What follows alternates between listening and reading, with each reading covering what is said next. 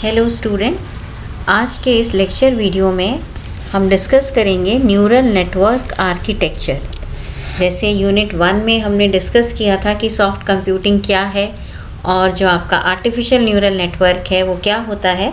तो इस वीडियो में हम डिस्कस करेंगे इसके आर्किटेक्चर के बारे में। तो let's begin with the video. First we are going to discuss the basic entities, है ना। मॉडल्स कौन से हैं हमारे आर्टिफिशियल न्यूरल नेटवर्क के। सिनेप्टिक इंटरकनेक्शंस होते हैं इसमें, जो आपने पिछले वीडियो में भी पढ़ा था कि पिछले वीडियो में कि आप इसको एक बायोलॉजिकल नेटवर्क से कैसे कंपेयर करते हैं ANN को।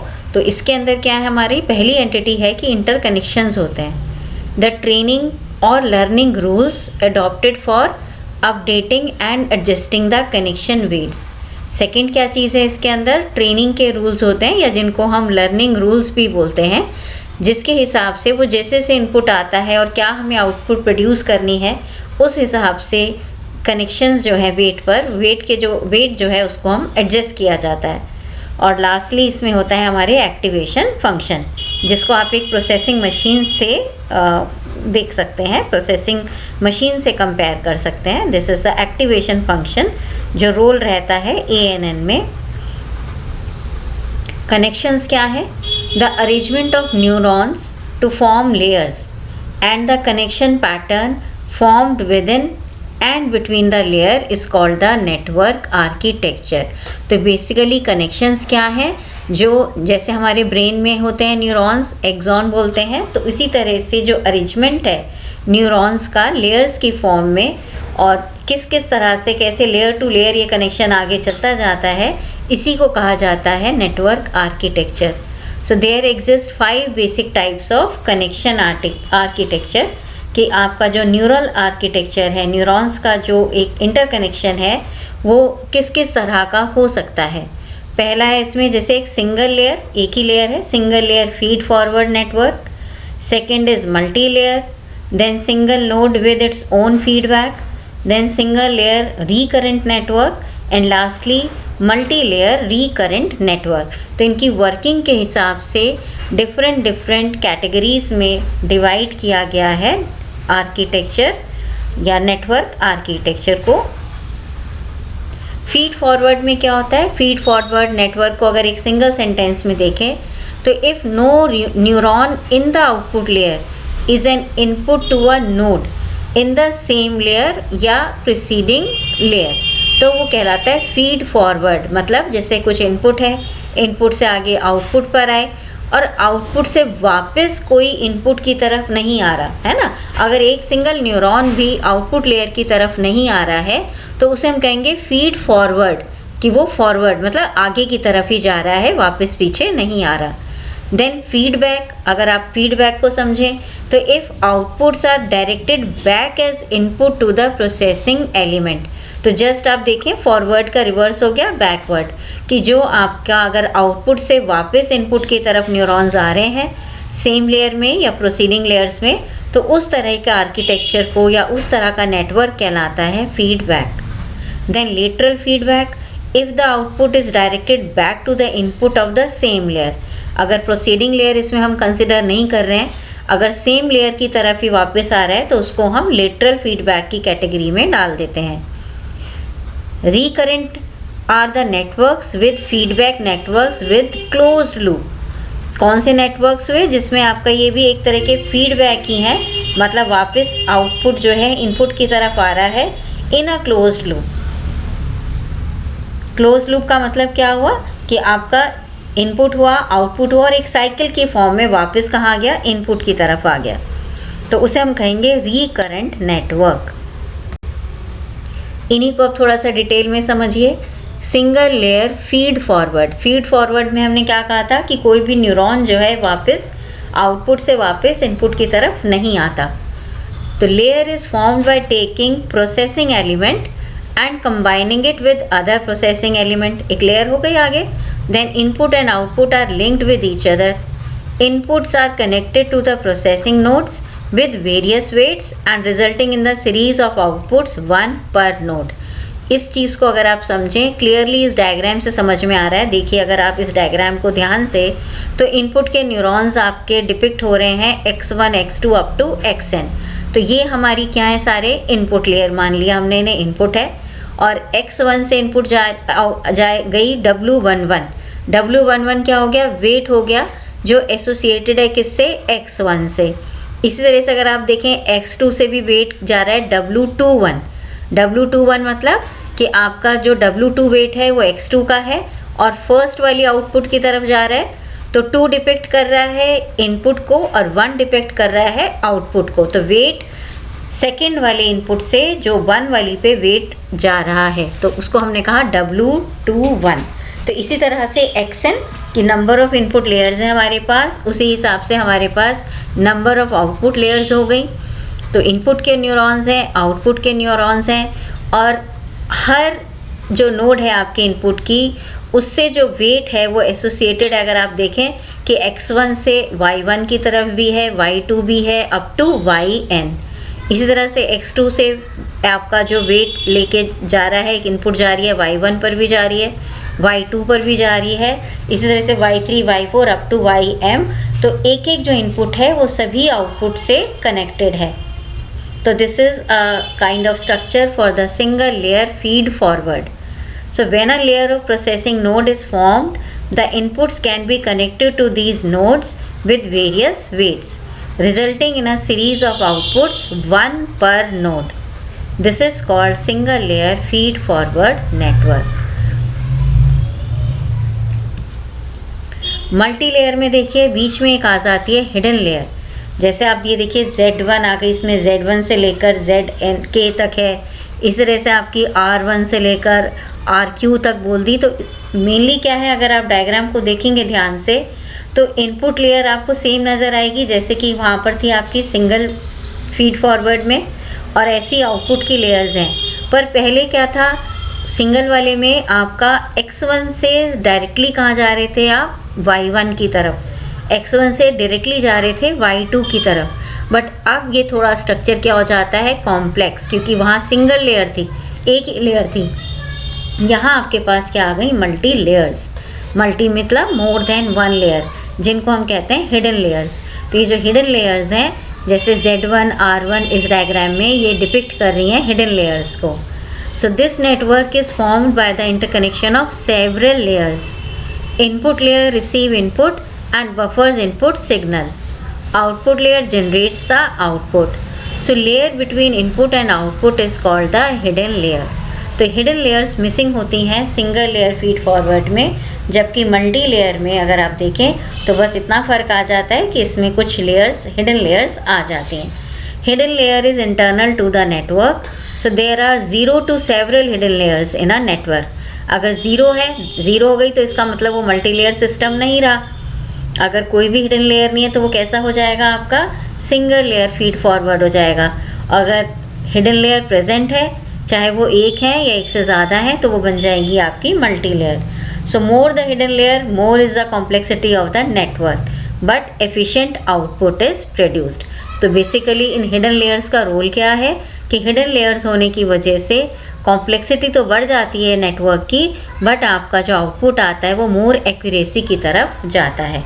अप्रॉक्सीमेशन जो होते हैं वो मोर क्लोज होते हैं इन मल्टी लेयर फीड फॉरवर्ड. तो आपको ये डिफरेंस समझ आ रहा होगा कि सिंगल लेयर में और मल्टी लेयर में बेसिकली किस चीज़ का फ़र्क है. तो एग्ज़ाम में आपको ये डायग्राम ज़रूर बताने हैं. डायग्राम्स के थ्रू आपको ये एक्सप्लेन करना होगा what is the difference of multi layer and single layer. एक कैटेगरी है देखिए, single node with its own feedback. ये किस तरह का है, देखो, it is a simple recurrent neural network है. ये किस कैटेगरी में आता है, रिकरेंट वाली. Having a single neuron with the feedback to itself. इसमें एक ही न्यूरॉन है और ये न्यूरॉन वापस कहाँ रहे, अपने पास ही. देखो लूप की तरह ये वापस इनपुट से आउटपुट पे गया और आउटपुट से वापस ये फीडबैक कहाँ आ गया, इनपुट पर आ गया. तो इसमें एक ही न्यूरॉन काम कर रहा है, इसलिए इसको हम क्या कहते हैं, सिंगल नोड. तो बहुत ही सिंपल सा कॉन्सेप्ट है. Then single layer recurrent network क्या होता है. सिंगल लेयर है तो इसका मतलब भी क्या हुआ कि इसमें अब आपका हिडन लेयर्स नहीं होंगी। तो इसको फर्स्ट वाले से ही कंपेयर करिए। See whenever we are using the term single layer means कि वो कैसा आर्किटेक्चर होगा जिसमें आपके हिडन लेयर्स का कॉन्सेप्ट नहीं आएगा। So a single layer network with feedback from output can be directed to processing element itself और to the other processing element both. तो सिंगल लेयर रिकरेंट में आपका क्या होता है कि वापस अपने पास भी इसकी फीडबैक आ सकती है या दूसरे प्रोसेसिंग एलिमेंट्स पर भी जा सकता है या दोनों पर आ सकता है। तो इस डायग्राम से देखिए आपको क्लियरली समझ में आ रहा होगा। जैसे x1 है, W11 इसमें वेट गया, y1 आउटपुट है। अब देखो y1 से वापस ये आ गया कहाँ पर, फीडबैक हो रहा है यहाँ पर कि इनपुट की तरफ ये वापस जा रहा है। तो इस तरह का डिपिक्शन को हम बोलते हैं single layer recurrent network. Multi layer बिल्कुल पहले वाले डायग्राम से कंपेयर कर लीजिए। पहले वाले डायग्राम में और इसमें सिर्फ किस चीज़ का फ़र्क आ गया कि मल्टी लेयर कहते के साथ ही इसमें हिडन लेयर्स ऐड हो गई। और हिडन लेयर्स देख लीजिए Z1 to Zn, ये आपके हिडन लेयर्स को डिपिक्ट कर रहा है। बाकी इसमें कोई फ़र्क नहीं होता। तो रिकरेंट में आप समझिएगा, रिकरेंट में क्या हो जाता है कि आपका आउटपुट से वापस क्या आ रही होती है, इनपुट आ रही होती है, तो उसको हम कहेंगे रिकरेंट। तो वहाँ से आपका कनेक्शन किस पर आ रहा है कि जो भी आउटपुट आई, आउटपुट भी वापस से क्या दे रहा है, इनपुट की तरफ फिर से आ रहा है। जो भी एक फीडबैक है कि आउटपुट जो प्रोड्यूस हुई वो किस तरह की है, आपका थ्रेशोल्ड वैल्यू अचीव कर रही है या नहीं कर रही है। तो वहाँ से जो फीडबैक रिसीव हो रहा है, तो फीडबैक अगर आउटपुट से वापस आता है तो वहाँ पर आपका नेटवर्क चेंज हो जाता है। उस नेटवर्क को हम कहते हैं recurrent network.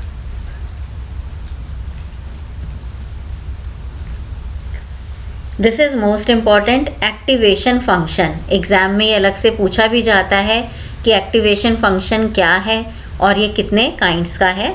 So let's discuss this activation function. To make work more efficient and for exact output some force or activation is given, है ना। इनपुट से आउटपुट आप ले रहे हैं तो इनपुट और आउटपुट के बीच में क्या लगा दिया हमने, प्रोसेसिंग का, जैसे आप कहते हो ना इनपुट प्रोसेसर होता है, फिर प्रोसेसिंग मशीन। तो इस एक्टिवेशन फंक्शन को आप उस मशीन से कंपेयर कर सकते हैं। तो ज़्यादा सही करने के लिए, वर्क को एफिशिएंट बनाने के लिए और एग्जैक्ट आउटपुट अचीव करने के लिए क्या किया जाता है, एक्टिवेशन फंक्शन। मतलब आपको कुछ फोर्स वहाँ पर आप और ज़्यादा अप्लाई कर रहे हैं। Like that activation function is applied over the net input to calculate the output of an artificial neural network.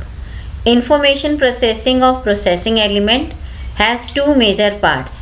क्या होते हैं वो दो major part, input and output. So an integration function, जिसे हमने सपोज f से डिपिक्ट किया, is associated with input of processing element. तो एक्टिवेशन फंक्शन देखिए, फर्स्ट है जैसे identity function. So it is a linear function which is defined as, कैसे defined होता है, like f(x) equal to x। Linear का मतलब क्या होगा कि ये पावर्स में नहीं है। f(x) मतलब जो आपकी आउटपुट है और इनपुट हो गया हमारा x, तो the output is same as the input. Identity function, identity का मतलब क्या हो गया, सिमिलर। जो इनपुट है उसी तरह की हमारे पास क्या आ रही है, वही हमारे पास सेम आउटपुट आ रही है। तो आउटपुट जब सिमिलर होती है, इनपुट ही होती है कि f(x) इक्वल टू x ही कह रहे हैं हम, तब उसको हम कैसा फंक्शन कहते हैं, आइडेंटिटी फंक्शन। सेकंड काइंड होती है बाइनरी स्टेप फंक्शन। कैसे ये फंक्शन डिफाइन हुआ, देखिए वहाँ था f(x) इक्वल टू x, यहाँ क्या है, f(x) इक्वल टू या तो आएगा 1 या आएगा 0, कि जो आउटपुट आएगी 1 या 0 किस पर, कि अगर x की जो वैल्यूज़ हैं वो थीटा से ग्रेटर हैं तो हम कहते हैं 1, और अगर लेस देन थीटा आ रही हैं तो वो होती है, उसको माना जाएगा 0। अब ये थीटा क्या है, theta represent the threshold value. It is used to in single layer nets to convert the net input to an output that is binary 0 और 1। थ्रेशोल्ड वैल्यू होती है जो हम अचीव करना चाहते हैं, है ना, जो प्रोड्यूस हो रही है आगे वैल्यू, तो उस चीज़ को कहा जाता है थ्रेशोल्ड वैल्यू। तो सिंगल लेयर नेटवर्क्स में क्या करता है, ये इनपुट को आउटपुट किस तरह से आती है, डिपेंडिंग ऑन 0 और 1। तो अगर जो वैल्यू आ रही है हमारी, जो भी हमने इनपुट लिया और एक्टिवेशन फंक्शन लगाने के बाद जो आउटपुट प्रोड्यूस हो रही है, अगर वो वैल्यू जो आ रही है वो पॉजिटिव है, आप ऐसे कह सकते हैं, अगर वो पॉजिटिव आ रही है तो हम लेते हैं, उसको कंसिडर किया जाता है आउटपुट को 1, और अदरवाइज़ आउटपुट को कंसिडर किया जाता है 0 अगर जो हमारी वैल्यू आ रही है नेगेटिव, है ना। लेस देन थीटा का मतलब क्या हो गया कि जो भी वैल्यू आ रही है वो आपकी नेगेटिव वैल्यू है। थर्ड काइंड का एक्टिवेशन फंक्शन क्या है आपका, बाईपोलर। बाईपोलर स्टेप फंक्शन, ये सारे फंक्शंस एग्ज़ाम के पॉइंट ऑफ व्यू से बहुत इंपॉर्टेंट हैं कि कितने टाइप के एक्टिवेशन फंक्शन है। थर्ड काइंड देखिएगा बाईपोलर, इसमें वैल्यूज़ कैसी आती हैं 1 और -1। वहाँ क्या आ रही थी, बस अगर आप इसको पिछले वाले से सेकंड वाले से कंपेयर करेंगे तो सिर्फ क्या डिफरेंस है कि जहाँ पर -1 लिखा हुआ है वहाँ पर उसमें लिखा रहता है 0। तो थीटा रिप्रेजेंट कर रहे हैं थ्रेशोल्ड वैल्यू को। It is used in a single layer nets to convert the net input to an output that is bipolar. वहाँ पर क्या थी, या तो 0 या 1 थी, और बाईपोलर में क्या है, या तो 1 आती है या -1। Fourth kind is sigmoid function. ये आपका जो बैक प्रोपोगेशन के नेटवर्क्स होते हैं वहाँ पर यूज़ होता है, और बैक प्रोपोगेशन को हम नेक्स्ट यूनिट्स में कंसिडर करेंगे कि बैक प्रोपोगेशन क्या है। और फिफ्थ आपका होता है रैम्प फंक्शन। इसकी अगर आप इक्वेशंस को देखें तो इसमें कैसे कैसे आपका f(x) क्या हमारी आउटपुट है और x क्या है हमारा इनपुट है। तो अगर x ग्रेटर देन 1 है, 1 से बड़ा है तो आती है 1, और अगर 0 और 1 के बीच में है तो हम कहते हैं x, and if it is less then 0 तब आपका जो आउटपुट आता है वो आता है 0। तो आपको ये वाले जो फंक्शंस में कैसे कैसे डिफाइंड होते हैं ये वैल्यूज़ को लर्न करना होगा कि रैम्प फंक्शन में क्या वैल्यूज़ रहती हैं इनपुट और आउटपुट की, बाईपोलर में क्या होती हैं, similarly identity and other. Then perceptron and convergence rule, again it is an important question कि परसेप्ट्रॉन क्या होता है, कन्वर्जेंस रूल क्या होता है। तो बहुत ही सिंपल सी चीज़ें हैं, समझिए इसको। Perceptron is a kind of a single layer artificial network with only 1 neuron. पीछे आपने पढ़ा ही था कि सिंगल लेयर क्या है, मल्टी लेयर क्या है। तो आपका ऐसा नेटवर्क, ऐसा ANN सिंगल लेयर का जिसमें सिर्फ एक ही न्यूरॉन होता है, उसे हम क्या कहते हैं, perceptron. This is the simple definition of a perceptron. It is a single layer network with only 1 neuron. The perceptron is a network in which the neuron unit calculates the linear combination of its real valued or boolean inputs. Boolean inputs मतलब 0 and 1, and real valued मतलब between 0 and 1 any value. So it is calculates the linear combination and passes it through a threshold activation function. Threshold मैंने आपको बताया था, threshold क्या है, is the activation function defined as कि ये क्या होता है, थ्रेशोल्ड वैल्यू 1 है ना। थ्रेशोल्ड एस का देख रहे हैं तो ये 1 आएगा अगर एस ग्रेटर देन 0 है, और लेस देन 0 के केस में क्या आएगा, -1। तो इसको देखिए, जो आपका परसेप्ट्रॉन है इसको भी इसी तरह से डिफाइन किया गया है। आई जा रहे हैं 0 से लेकर d तक, WI(xi), where xi are the components of the inputs. Inputs क्या हैं आपके, जैसे x1 2 3 and so on. And set क्या लिया हुआ है हमने, सेट है हमारा x का और y का सेट है, और e की जिसमें हमने दिया e = 1 to n। तो सिंपल सी ये इक्वेशन है थ्रेशोल्ड की, परसेप्ट्रॉन की। Perceptron is a sometimes refer to as a threshold logic unit भी इसको हम बोलते हैं, since it discriminates the data depending on whether the sum is greater than the threshold value और the sum is less than the threshold value. क्योंकि perceptron क्या है, इसमें एक ही न्यूरॉन है, तो इसमें एक ही न्यूरॉन है तो फिर सम इज़ ग्रेटर या लेस से फ़र्क नहीं पड़ता, क्योंकि सम हम करेंगे ही किसका, क्योंकि हमारे पास एक ही न्यूरॉन है। So in the above formulation we imagine that the threshold value like W0 मतलब जो W0 है, इसको 0 ना पढ़ के हम क्या पढ़ते हैं, not. So W0 is the weight of an additional connection held constantly to x0, this x0 = 1। So the perceptron is strictly equivalent to a linear discriminant and it is often used as a device that decide whether an input pattern belongs to one of the two classes or not. तो perceptron से आपको ये belongingness भी clear हो जाती है. तो it is only a network with only one neuron. Threshold भी आई होप जो आपको थ्रेशोल्ड है ये भी समझ आया होगा. ये भी पूछा जाता है what do you mean by the threshold, what do you mean by activation function. So these are important questions. Then again पूछा जा सकता है आपसे कि डिस्क्राइब करिए learning algorithm for a perceptron. तो बहुत ही यही जो आपकी पीछे वाली स्लाइड में था वही लिखा हुआ है हमने. इसको एग्जाम्पल से आप देख सकते हैं. सेम मैंने ये लिखा था पहले भी. एक आपके एक्स हैं जो इनपुट्स को डिनोट करते हैं, वाई आपके आउटपुट्स हो गए. तो अगर आप ये सेट बना रहे हैं तो इनिशियल वेट्स हमने इस पर क्या लिए WI. ये आपने डायग्राम्स में भी देखा है कि हर इनपुट वेट से कनेक्टेड है कि जो आपका कितने वेट की ये पर्टिकुलर इनपुट कितने वेट के साथ मतलब इसकी कितनी डिग्री है, कितना वेट इनपुट कितना है. x1 लाइक लिख रहे हैं तो x1 कितना है जो W1 को कॉरस्पॉन्ड कर रहा है और उससे आपका आउटपुट आ रही है. तो this is the set to small random values. Learning rate parameter मान लीजिए हमने डाल दिया 0.1. तो यही इनिशलाइज हम करने के बाद रिपीट करते रहते हैं. हर एक ट्रेनिंग है ना, फॉर ईच ट्रेनिंग एग्जाम्पल के लिए रिपीट होता है और उसके बाद ये थ्रेशोल्ड वैल्यू निकाली जाती है. So if the perceptron does not respond correctly, अगर परसेप्ट्रॉन से आपका करेक्टली रिस्पॉन्ड वो नहीं कर रहा है तो फिर हम क्या करेंगे, अपडेट कर देते हैं. वेट को फिर हम क्या करेंगे, अपडेट करेंगे. एंड अपडेट कैसे किया है, देखो कि जो भी प्रेजेंट वेट था उसको उसमें प्लस किया है ये h, जो लर्निंग रेट पैरामीटर h है.